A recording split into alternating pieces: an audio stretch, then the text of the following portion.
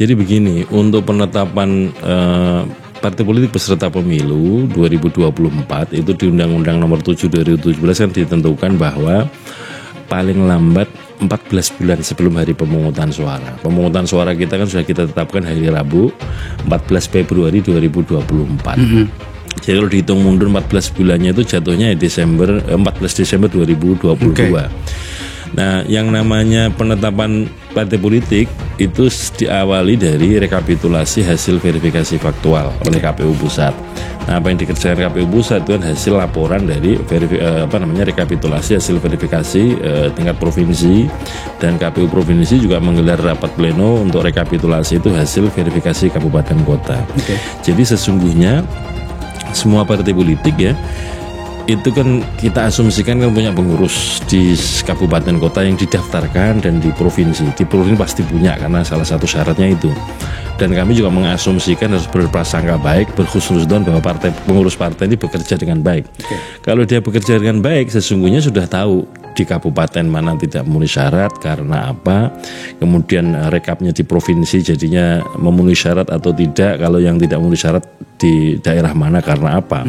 Jadi kalau ada informasi di luar misalkan itu kami tidak memenuhi syarat atau tidak lolos karena dikasih tahu oleh ketua KPU, saya kira kok tidak begitu ya. Pengurus partai kan pasti sudah tahu MS atau tidak, kalau tidak MS di daerah mana itu pasti tahu.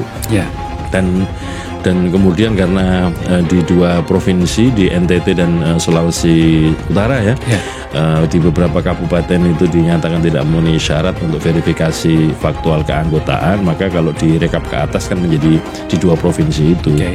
Dan sekarang ini sedang ada proses sengketa di Bawaslu. Jadi mekanismenya kan begitu di bagian akhir penetapan partai politik peserta pemilu menggunakan instrumen hukumnya itu SK KPU, maka itu menjadi objek hukum untuk disengketakan di Bawaslu. Ini soal metode ya. Kalau verifikasi faktual yang pertama adalah ditemui anggotanya itu sesuai alamat.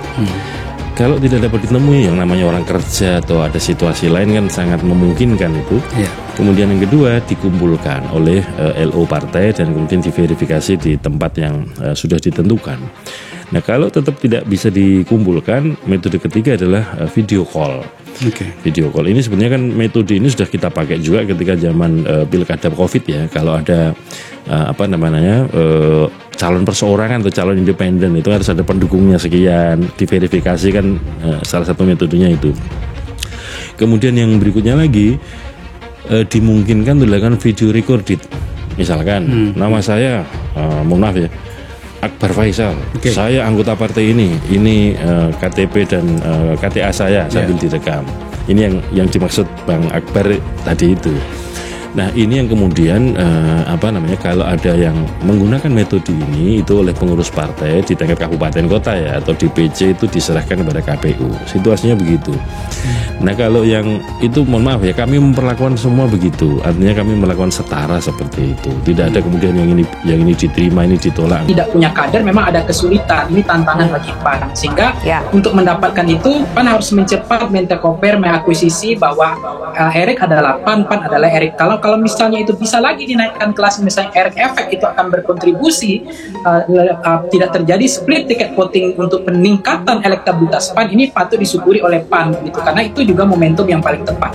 Tapi kalau ada kesulitan yang dialami hadapan adalah selain memang kelebihan tadi punya Erick Thohir nanti yang bisa diakuisisi segera, yaitu PAN. Kalau kita lihat pemilih PAN itu cenderung sebenarnya bukan ke Ganjar, bukan ke Pak Prabowo, tapi lebih besar ke Anies Baswedan. Itu temuan kita 2,9%. Data yang kita ambil November kemarin 2022.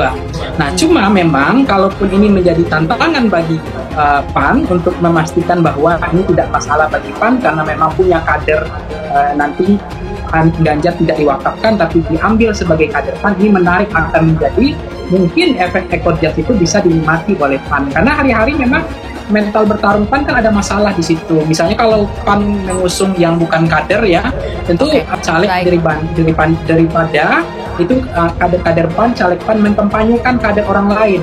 Nah, itu menjadi tantangan bagi PAN bahwa karena ini adalah keberkahan dari kalender pemilu serentak. Nah, kalau kemudian ini cepat, sebenarnya nggak perlu gampang lagi kalau memang PAN adalah Erick Thohir adalah PAN, ini waktu yang tepat. Tinggal memang kegambangan itu kenapa ke Ganjar masih ada keraguan atau kebimbangan, atau ke Pak Prabowo masih ada keraguan, ada yang belum putus. Saya merasa poinnya yang ketiga terakhir Mbak Zilvia, ada kemungkinan memang karena koalisi kita ini memang koalisi yang tadi dikatakan PAN adalah koalisi yang hari ini bersyarat, yang sebelum tidak bersyarat.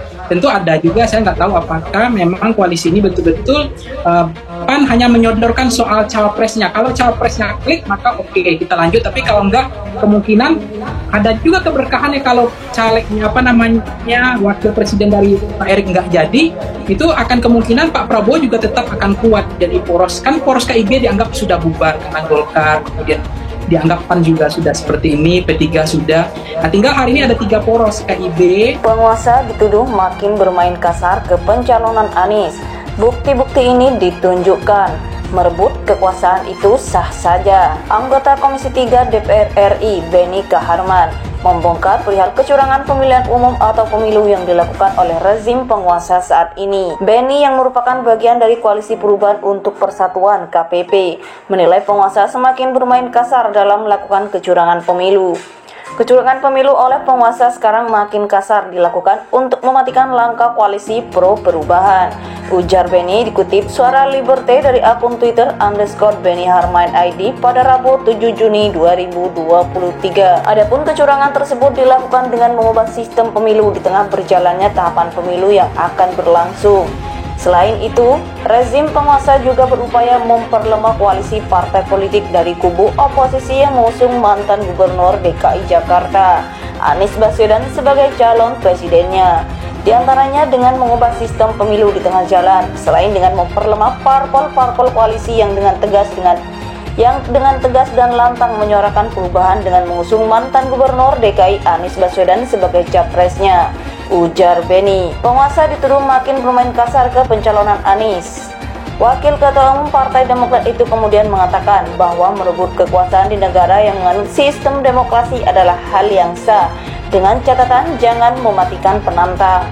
Merebut kekuasaan itu kan sah saja di negeri demokrasi, namun janganlah mematikan penantang utamanya, apalagi atas nama menjaga kepentingan bangsa dan negara, tutur Beni. Seperti diketahui, Anies Baswedan telah diusung oleh 3 partai politik, yaitu Partai Nasdem, Partai Demokrat, dan Partai Keadilan Sejahtera (PKS). Hingga saat ini setidaknya ada 3 kandidat calon presiden yang dipastikan mendapat tiket calon presiden, yaitu Anies Baswedan, Prabowo Subianto, dan Ganjar Pranowo. Anggota Komisi 3 DPR RI Beni Kaharman membongkar perihal kecurangan pemilihan umum atau pemilu yang dilakukan oleh rezim penguasa saat ini.